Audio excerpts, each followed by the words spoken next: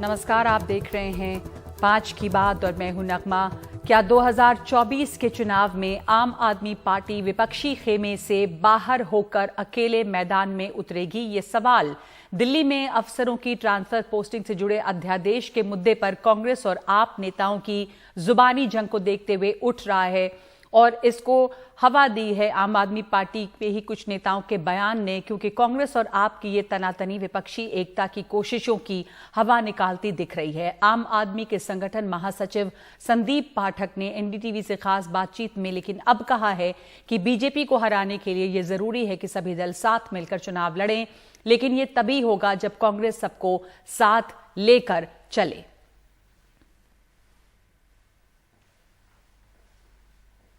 क्या आम आदमी पार्टी गठबंधन में चुनाव लड़ेगी या अकेले एकला चलो की नीति अपनाएगी? देखिए, आज देश की जो परिस्थिति है वो परिस्थिति इस बात को ज़रूरी बनाती है कि सारे विपक्षी दल मिलकर चुनाव लड़े और भारतीय जनता पार्टी की सरकार को उखाड़कर फेंक दे। लेकिन ये इस बात पर निर्भर करता है कि कांग्रेस पार्टी का इसके प्रति एटीट्यूड कैसे रहता है, अपने बाकी विपक्षी दलों के प्रति एटीट्यूड कैसा रहता है। कांग्रेस पार्टी को सबको साथ लेकर चलना पड़ेगा और मुख्य एजेंडेज के साथ आगे जो बढ़ना पड़ेगा। तो आगे देखते हैं ये कैसे होता है, अभी तो वेट एंड वॉच करते हैं। ये सारा कुछ निर्भर करता है कांग्रेस पार्टी के एटीट्यूड पर। जिस तरीके से कांग्रेस पार्टी का एटीट्यूड ऑन एंड ऑफ और काफ़ी एरोगेंट रहता है, इस एरोगेंस के साथ आप बहुत सारे पॉलिटिकल पार्टीज को साथ लेकर नहीं चल सकते। तो ये सारा कुछ निर्भर करता है कांग्रेस पार्टी के एटीट्यूड पर। रहा सवाल हमारा, तो आगे देखते हैं कैसे होता है। तो क्या स्टैंड है आम आदमी पार्टी का? आम आदमी पार्टी वेट एंड वॉच कर रही है। हमारे साथ आदिल अहमद खान है जो प्रवक्ता है आम आदमी पार्टी के, और अनुप्रिया हैं प्रवक्ता है जेडीयू की। आदिल अहमद खान, कांग्रेस क्या रवैया है इस वक्त विपक्षी बाकी जो दल है उसके साथ? क्योंकि जैसा हमने अभी अभी सुना है संदीप पाठक जी को कहते हुए, पहले उनकी तरफ से ये भी एक बयान आया था जो अखबारों में भी छपा कि आम आदमी पार्टी अकेले ही चुनाव लड़ेगी, क्या एकला चलो की नीति अपनाएगी, ये सवाल उठने लगा। लेकिन अब उन्होंने एनडीटीवी से बातचीत में ये कुछ साफ नहीं कहा, पर यह कहा कि ये निर्भर करेगा कि कांग्रेस कैसा रवैया अपनाती है। तो कांग्रेस का क्या रवैया है इस समय? आम आदमी पार्टी क्या वेट एंड वॉच कर रही है अभी?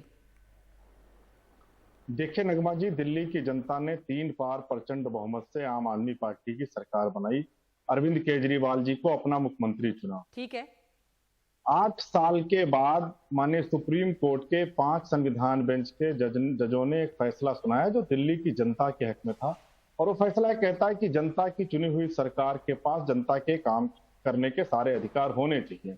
भारतीय जनता पार्टी, मोदी सरकार 8 दिन बाद एक अध्यादेश लेकर आती है और वो ये माननीय सुप्रीम कोर्ट के फैसले को पलट के रख देती है। ठीक है, ये अध्यादेश की समस्या है। मेरा सवाल ये है कि अध्यादेश के मसले पर अगर आपको कांग्रेस समर्थन देती है या नहीं देती है, ये आगे जाकर बात होगी। क्या अभी से इसी शर्त के साथ आप विपक्षी एकता का मुद्दा लेकर आगे बढ़ रहे हैं?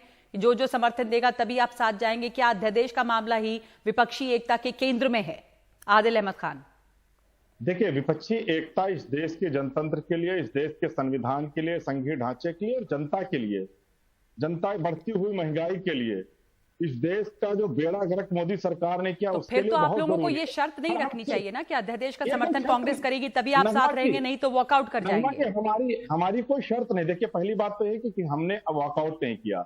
दूसरी बात यह है कि चूंकि दिल्ली के लोग, जिसमें दिल्ली के वरिष्ठ कांग्रेस के लोग, चाहे अजय माकन जी हो चाहे संदीप जी हो, ये लोग उसके समर्थन में खड़े हुए दिखाई देते हैं। इसलिए हम ये चाहते हैं, आम आदमी पार्टी ये चाहती है कि कांग्रेस पार्टी अपना एक उसका रुख क्लियर कर दे, उसके बाद आम आदमी पार्टी क्या अपना रुख अभी क्लियर कर पाई है कि आप लोगों के साथ जाएंगे या आप अकेले होंगे, या आप असमंजस में रखना चाहते हैं? वेट एंड वॉच है। राधिका खेड़ा हमारे साथ जुड़ रही है, प्रवक्ता कांग्रेस। राधिका जी, सब कुछ इस पर निर्भर करता है कि कांग्रेस किस तरह से अपने विपक्षी जो दूसरी पार्टियां हैं उनके साथ क्या बर्ताव करती है, उसका क्या एरोगेंस है, ये हमने सुना अभी संदीप पाठक को कहते हुए।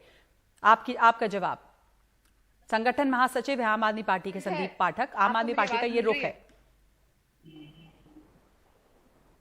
राधिका खेड़ा जी। जी नगमा जी, बहुत ही हास्यास्पद स्थिति बना रखी है आम आदमी पार्टी ने। दिल्ली को तो बर्बाद कर ही रखा है, अब आगे जाके विपक्ष की एकता की लड़ाई को भी उसी तरीके से ये ले जाने की कोशिश कर रहे हैं। आप देखिए, ये कहते हैं इनको सबका समर्थन चाहिए और फिर कहते हैं कि हमारे अंदर एरोगेंस है। आपको हमसे समर्थन भी चाहिए, आप चाहते हैं हम आपको ऑर्डिनेंस पे साथ भी दें और आप हमें कहेंगे कि हमारे अंदर एरोगेंस है। उसी तरीके से जैसे पहले इन्होंने राजीव गांधी जी का भारत रत्न वापस लेने के लिए भारतीय जनता पार्टी के साथ षड्यंत्र रचा, और इन्होंने जिस तरीके से खेल खेला है भारतीय जनता पार्टी के साथ मिलकर, चाहे वो शराब घोटाला हो या बिजली घोटाला हो, वादा कुछ किया मिल कुछ रहा है जनता को, तो जो जनता को धोखा देते हैं उनके साथ हम क्या ही करेंगे। तीसरी बात, ये बार बार कहते हैं पहले आप अपना ऑर्डिनेंस पे रुक करिए। जी, हमने भी सरकार चलाई है 15 साल, हमने तो ऐसे कोई ड्रामे नहीं करे ना। शीला दीक्षित जी ने कभी कहा कि मैं सरकार नहीं चलाऊंगी, मैं ये नहीं करूंगी। आपने बात बात पर अरविंद केजरीवाल साहब ने शीला दीक्षित जी पे बड़े बड़े आरोप लगाए। आपने इसके ऊपर आरोप लगाया कि हमने भ्रष्टाचार किया है। आपके खुद के डिप्टी सीएम, आपके खुद के मंत्री जेल में बैठे हैं। फिर आप कहते थे कि दिल्ली में क्राइम बढ़ रहा है, महिलाओं के अगेंस्ट बढ़ रहा है, वैसे क्राइम बढ़ रहा है, do we need such a helpless CM, Kejriwal साहब ट्वीट करते थे। और आज जब दिल्ली में क्राइम के हालात बद से बदतर होते जा रहे हैं, ये हाथ खड़े कर देते हैं और कह देते हैं जी एसजी के साथ लड़ाई लड़ते हैं। इनका जो ये ड्रामा है दिल्ली की जनता को बेवकूफ बनाने का, ये और किस किस को, और दोनों चीज है दिल्ली की जनता का, एक दोनों चीज है। संदेश जो समय भी आदिल अहमद खान ने कहा कि बहुत जरूरी है विपक्षी एकता। मोदी सरकार पे भी आप आक्रामक हैं, लेकिन आप अपने सहयोगी, जिन लोगों का साथ आप चाह रहे हैं, वहां पर ही आपके अंदर में तमाम तरह के विरोध तो खैर ठीक है, लेकिन आइडियोलॉजिकल विरोध या कुछ और किस तरह के विरोध हैं आप लोगों में, विरोधाभास है। अनुप्रिया जी, जेडीयू इसमें बहुत अगुवाई में रही कि विपक्षी एकता हो, एक गुट बने जो एक साथ मिलकर राष्ट्रीय स्तर पे सरकार को चुनौती दे सके, जो इस समय मौजूदा सरकार है उसको चुनौती दे सके। आम आदमी पार्टी और कांग्रेस के बीच का जो अभी टकराव दिखता है, या आम आदमी पार्टी जो कुल मिला के एक अध्यादेश पे आती है कि अगर आप समर्थन करते हैं तो हम साथ देंगे, एक मिक्स्ड सिग्नल भी है कि साथ देंगे या नहीं देंगे। अभी हम वेट एंड वॉच कर रहे हैं। इसमें आपकी विपक्षी एकता की राह कितनी मुश्किल दिखती है आपको?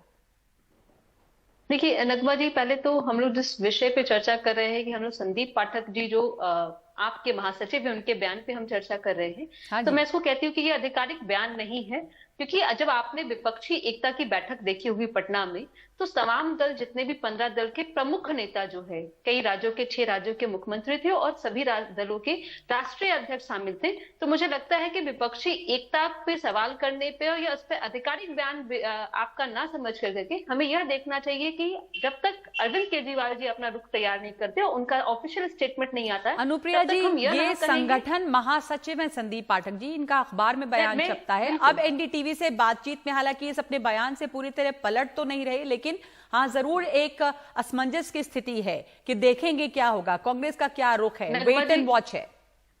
नगमा जी, मैंने दोनों बातों को देखा कि ठीक है, अखबार में उन्होंने और आपके ही चैनल पर उन्होंने कहा कि हम भाजपा के खिलाफ हमें लड़ना है। क्योंकि देखिए, जिस ऑर्डिनेंस की बात हो रही है, जिस अध्यादेश की बात हो रही है, उसमें भी उन्होंने बीजेपी ही पे सवाल उठाया है कि जिस तरह से सुप्रीम कोर्ट के फैसले पर को दरकिनारा करते हुए, इसको इसीलिए हम कहते हैं कि संविधान से इत्र होकर इस तरह की सरकार काम करी है, और तभी हम कहते हैं कि देश का लोकतंत्र और संविधान खतरे में है। कि वो बीजेपी पर ही सवाल उठा रहे हैं, तो इस समय आपको किसका रुख सही लग रहा है, कांग्रेस का या आम आदमी पार्टी का? अध्यादेश पर समर्थन दें तब हम साथ आएंगे कांग्रेस के, इन्होंने कहा है। कांग्रेस कहती है हम अभी अपना स्टैंड साफ नहीं करेंगे, हम देखेंगे आगे। आप ऐसे शर्त रख के नहीं कह सकते कि आपको साथ देना ही होगा।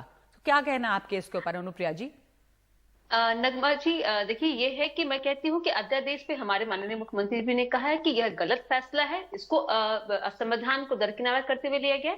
ये कांग्रेस को अपना रुख तय करना है और उसके बाद में अरविंद केजरीवाल। मैं तो कहती हूँ कि जब देश के हित की बात हो रही है, क्योंकि सभी दलों ने जब एकजुटता दिखाई, इसलिए दिखाई है कि जिस तरह की अलोकतांत्रिक सरकार चल रही है, अहंकारी सरकार चली, तो यहाँ सबको अपने ग्रीवांसेस को, अपने फायदे को दरकिनारा करते हुए, जब देश के लोकतंत्र के बचाव के लिए हो, जहां एक तरफ से विपक्ष जो है, जो हमारी सरकार है, ठीक है, आप कह रहे हैं कि कांग्रेस को भी अपनी चीजें, मतभेद किनारे करके एक कॉमन गोल के लिए काम करना चाहिए। राधिका खेड़ा जी, बिल्कुल बिल्कुल, कांग्रेस को भी एक कॉमन गोल के लिए काम करना चाहिए इस समय। और इसको देखते हुए जो सवाल उठाए गए हैं केंद्र सरकार पर आम आदमी पार्टी द्वारा, उसमें ऐसी अपेक्षा है कि कांग्रेस जो है वो साथ दे। देखिए नगमा जी, कांग्रेस तो शुरू से इसी लड़ाई में चल रही है और यही गोल है कांग्रेस का। इसलिए राहुल गांधी जी ने इतनी लंबी पदयात्रा पैदल करी देश में, दक्षिण भारत से लेकर उत्तर भारत तक जाने की, और नहीं, पर तमाम सहयोगियों को इकट्ठा करने का दारोमदार कांग्रेस पे है, एक बड़ी पार्टी के तौर पे। जी बिल्कुल, कांग्रेस सबसे बड़ा दल है लोकसभा में भी, और ये जिम्मेदारी भी है। लेकिन मैं ये मानती हूँ कि जब आप चाहते हैं कि आप साथ दे, अगर आपको लड़ाई लड़नी है नरेंद्र मोदी जी के भ्रष्टाचार से, अगर आपको लड़ाई लड़नी है, और ये काम नहीं करना कि आपने सिर्फ मोदी जी का साथ दे के बाकी पार्टी को और विपक्ष को नुकसान पहुंचाना है, तो आपको बिगर गुड के लिए काम करना पड़ेगा। आप ये ठीक है आदिल साहब, बिगर गुड के लिए काम करना है, अपनी छोटी छोटी लड़ाइयों को लेके नहीं आना चाहिए। आदिल अहमद खान। अब देखिए नगमा जी, ये कोई छोटी लड़ाई नहीं है। नहीं, ये लड़ाई नहीं, वो तो कह रहे हैं कि ये बिगर गुड, सबका भला होना चाहिए, सिर्फ आम आदमी पार्टी अपना नहीं सोच सकती। देखिए, आम आदमी पार्टी के राष्ट्रीय संयोजक आदरणीय अरविंद केजरीवाल जी पटना गए थे, सबको पता है। तो हम वहां गए थे, हम विपक्षी एकता में शामिल हुए थे, और हम लोगों ने हमारी सिर्फ छोटी सी बात पर अपनी शर्तों के साथ। नहीं, कोई शर्त नहीं है। देखिए, दिल्ली के 2 करोड़ लोगों के साथ जो धोखा किया है भारतीय जनता पार्टी ने, उसकी बात है। हम इकट्ठा क्यों हुए थे नगमा जी? हम सिर्फ इसीलिए इकट्ठा हुए थे ना कि नरेंद्र मोदी जी ने जो इस देश के संघीय ढांचे को, जनतंत्र को, इस देश के संविधान पर तार किया है, उसके खिलाफ ही तो हम सारे इकट्ठा हुए थे। बिल्कुल। आपका कहना है कि दिल्ली की जनता या दिल्ली सरकार के साथ जो हुआ उसमें सब साथ दें आपका? 3 सेकंड, मुझे 3 सेकंड दे दीजिए। देखिए, वहां 15 पार्टी वहां पहुंची थी। 15 के 15 पार्टियों में से जितने 12 लोगों के राज्यसभा में मेंबर हैं, 12 में से 11 पार्टियों ने सामूहिक रूप पे, सार्वजनिक रूप पर इस अध्यादेश के खिलाफ अपनी बात कही। चाहे वो नीतीश कुमार जी हो, चाहे अखिलेश यादव जी हो, चाहे ममता जी हो, सबने बात कही। तो हमारे एक छोटा सा प्रश्न है कि आप एक प्रस्ताव पारित करके इस पर आगे बढ़ जाएं। ठीक है आदिल साहब, 3 सेकंड आपके खत्म हो गए, ज्यादा समय ले लिया आपने, हमारे पास अब और वक्त नहीं है। आपने अपनी बात कही, और बात यही है कि ये शुरुआत है अभी सबके साथ आने की, तो इस तरह के मतभेद होंगे, आगे लड़ाई लंबी है, कैसे एकजुटता रह पाती विपक्ष की, ये एक चुनौती जरूर होगी। आप तीनों का धन्यवाद, और एक ब्रेक लेंगे इस समय हम 5 की बात में, और उसके बाद दूसरा जो हमारा आज का मुद्दा है वो पढ़ाई आईआईटी की और नौकरी कोई और, इंजीनियरिंग पढ़ने वाले छात्रों के रुख पर छिड़ी है बहस।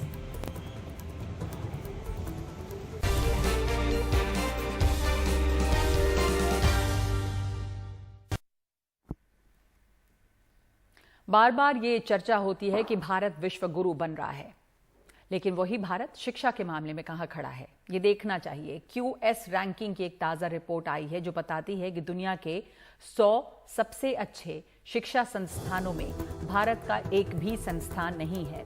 IIT बॉम्बे 150 विश्वविद्यालयों में जरूर आ गया है, 149वें नंबर पे 149। भारत में दूसरे नंबर पर IIT दिल्ली है जो 197th रैंकिंग पे है।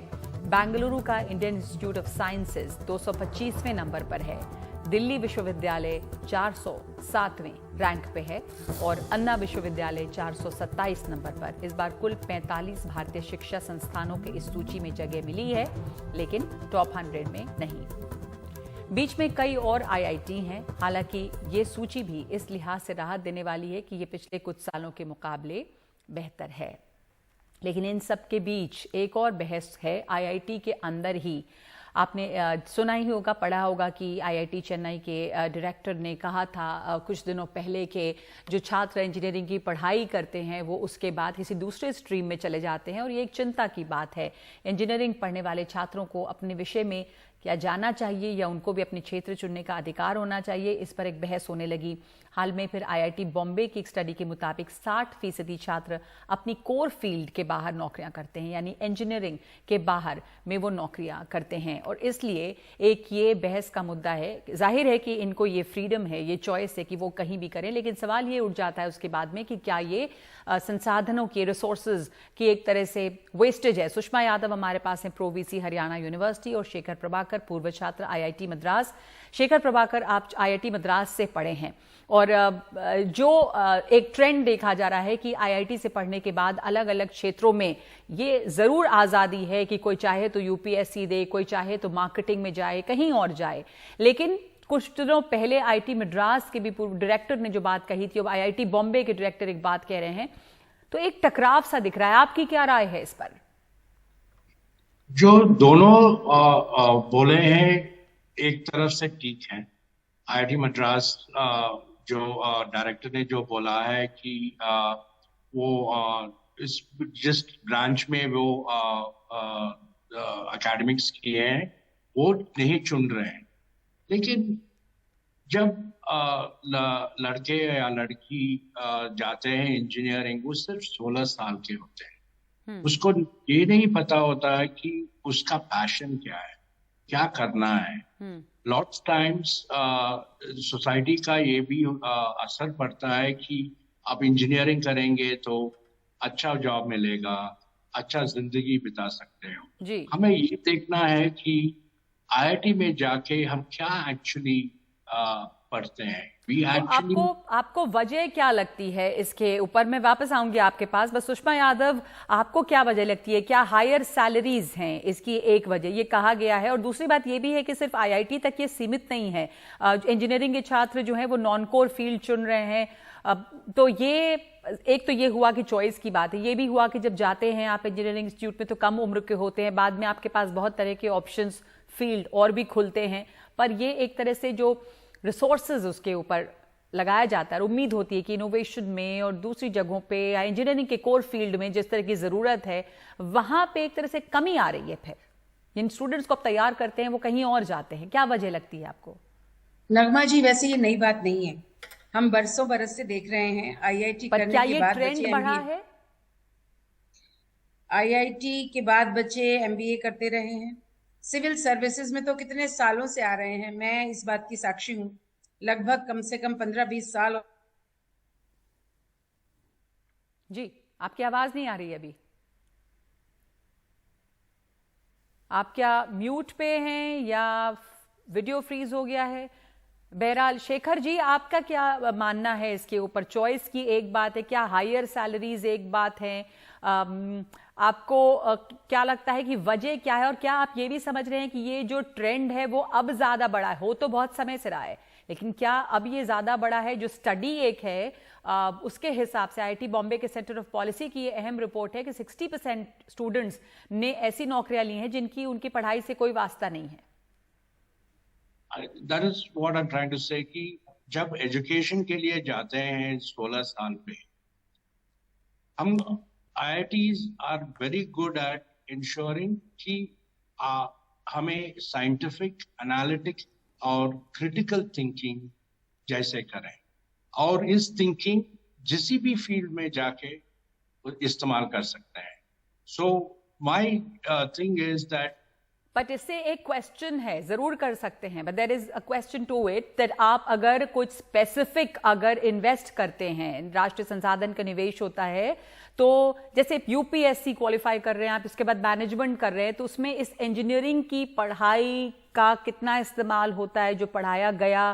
क्या इस तरह के बिल्कुल फोकस्ड एक स्पेसिफिक पढ़ाई की जरूरत है? इस तरह के फील्ड्स में, मार्केटिंग में अगर आप जाते हैं तो उसको एक अलग तरह की पढ़ाई है, तो फिर क्या ये एक वेस्टेज है? राष्ट्रीय संसाधनों के निवेश पे सवाल उठता है और उस पर राय बटी हुई है।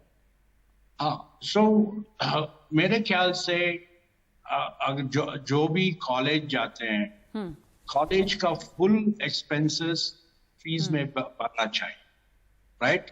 जिसके पास पैसा नहीं है उसको स्कॉलरशिप देना चाहिए, क्योंकि अगर हम इन्वेस्ट करते हैं इंजीनियरिंग पे इतना पैसा खर्च करके और फिर डिसाइड करते हैं तो वो हमारा पैसा है, right? So I agree that if it is subsidised, it's a wasted resource. बिल्कुल आप सही कह रहे हैं कि वो पैसा उनका है, आप फीस देते हैं, पर आपको क्या इस पर कोई चिंता लगती है? जैसे आईआईटी चेन्नई के निदेशक ने कहा था, वी कामाकोटी ने, कि उनको इस पर गहरी चिंता है, इसलिए नहीं कि सिर्फ पैसे बर्बाद है, इसलिए कि जो एक क्वालिफाइड, एक स्किल्ड इंजीनियरिंग स्टूडेंट्स हम तैयार कर रहे हैं, वो स्किल वहां इस्तेमाल हो नहीं रहा, तो क्या एक कमी हो जाती है ऐसे में स्किल की? लेकिन बहुत से वजह है ना। कभी कभी ऐसे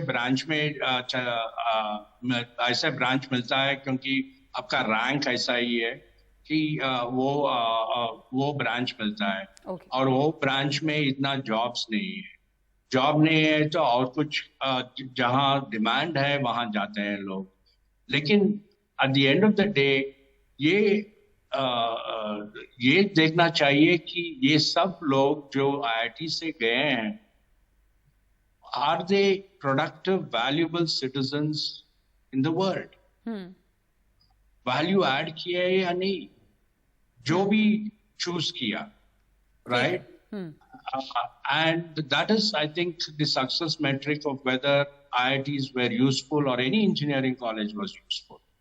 Because engineering, I think, is एक subject है जो critical, scientific और analytic thinking को बढ़ाते हैं लोगों में, students में, और वो बहुत चाहिए, especially अभी, क्योंकि इतना complicated है हमारा दुनिया, कितने टेक्नोलॉजीज हैं। अगर मैं मैकेनिकल इंजीनियर हूँ, पर लेकिन मैं कंप्यूटर फील्ड में काम किया और कंप्यूटर सीखा। तो सुषमा जी, आपका क्या इसके ऊपर राय है? जाहिर है कि एक स्किल होता है, क्रिटिकल थिंकिंग को बढ़ावा दिया जाता है। आपने कहा था कि पहले से ये हो रहा है, पर क्या ये ट्रेंड बढ़ा है? IIT बॉम्बे के निदेशक शुभाशीष चौधरी इस चुनाव का बचाव करते हैं, लेकिन IIT चेन्नई के निदेशक जो हैं उन्होंने इस पर गहरी चिंता जाहिर की थी। आपकी राय? मैं समझती हूँ इस पर कंट्रोल कोई और नहीं कर सकता। या तो कहीं जो शिक्षा IITs में मिल रही है।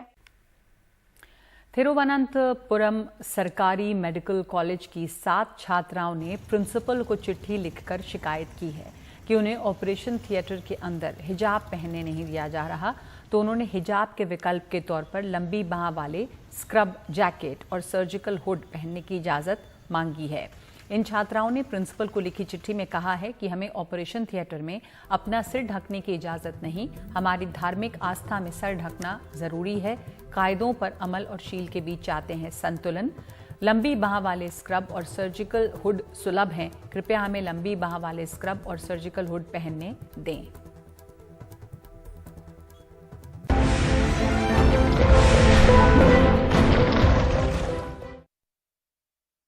जलवायु संकट यानी क्लाइमेट क्राइसिस पूरी दुनिया के लिए एक चुनौती है।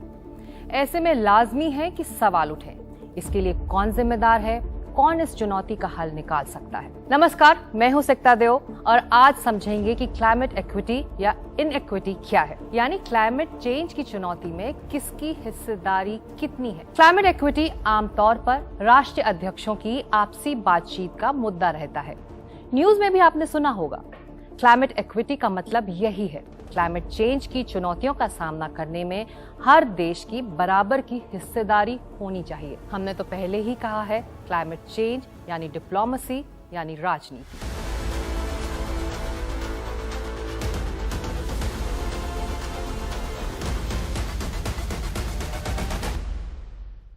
दुनिया ग्लोबल नॉर्थ और ग्लोबल साउथ में बटी हुई है और दोनों पक्षों का आर्थिक और राजनीतिक भेद भी साफ दिखाई देता है। ग्लोबल नॉर्थ यानी कि अमीर विकसित देश, ग्लोबल साउथ यानी विकासशील देश। भारत ग्लोबल साउथ देश है। क्लाइमेट चेंज को लेकर दोनों पक्षों में हमेशा से खींचतान भी रही है। ग्लोबल नॉर्थ के विकसित देश वातावरण में बहुत ज्यादा मात्रा में ग्रीन हाउस गैस छोड़ रहे हैं। मसलन अमेरिका को लें, जिसने सबसे ज्यादा कार्बन डाइऑक्साइड वातावरण में छोड़ा है। इतिहास गवाह है करीब 25%। अमेरिका के बाद नंबर आता है यूरोप के 27 देशों का, जिसमें ब्रिटेन भी शामिल है। ये सभी देश करीब 22% कार्बन वातावरण में छोड़ रहे हैं। वहीं ग्लोबल साउथ के देश जैसे कि भारत और ब्राजील सिर्फ 3% और 0.9% कार्बन एमिट करते हैं। अफ्रीकी देश तो और कम, उसके 54 देश मिलकर भी सिर्फ 3% कार्बन ही वातावरण में छोड़ रहे हैं। अमीर विकसित देशों ने अपने कार्बन फुटप्रिंट्स घटाने के लिए बड़ी चालाकी से एक और काम किया है। विकासशील देशों में अपनी फैक्ट्रियां लगवाई हैं, जिससे हाँ, वहां के स्थानीय लोगों को एम्प्लॉयमेंट तो मिला, लेकिन जंगल कम हो गए। खेती करने के तरीकों में बदलाव लाया गया, जिससे जमीन पर दबाव बढ़ गया। और यही विकसित देश अब छोटे देशों को बोल रहे हैं कि भविष्य की चिंता करो और अपने आप को बदलो। भारत जैसे देश अगर ये नसीहत सुने तो उन्हें आर्थिक विकास और इंडस्ट्रियलाइजेशन के मोर्चे पर कई समझौते करने होंगे, लेकिन भारत इस दिशा में काम कर भी रहा है। रिन्यूएबल इलेक्ट्रिसिटी देश में तेज रफ्तार से फैल रही है। साल 2026 तक इस बिजली की क्षमता को दुगना करने का लक्ष्य है। Leaders in emerging economies must commit to reaching net zero as close as possible to 2050, and again, the limit they should all aim to respect. एक और मुद्दे पर अमीर और विकासशील देश आमने सामने हैं। पहले किए गए कार्बन एमिशंस की भरपाई अमीर देशों को करनी होगी। चीन और भारत जैसे देश भविष्य में होने वाले अपने कार्बन एमिशंस की जिम्मेदारी उन्हें लेनी होगी। हर देश को अपना हिसाब रखना होगा, किसने कितना प्रदूषण फैलाया, कौन इस वक्त ग्रीन हाउस गैस पर काबू नहीं पा रहा और कौन भविष्य में भी कार्बन एमिट करता रहेगा। हर एक को जिम्मेदारी से अपना काम करना होगा। भारत ने तो बार बार कहा है कि ग्रीन हाउस गैस एमिशंस को कम करने की जिम्मेदारी सबसे ज्यादा विकसित देशों की ही है। विकासशील देश कम गैस एमिट करते हैं और उनको अपना आर्थिक विकास भी देखना है। क्लाइमेट क्राइसिस में हर देश को अपनी जिम्मेदारी समझनी होगी और एक दूसरे का सहयोग करना होगा। नमस्कार।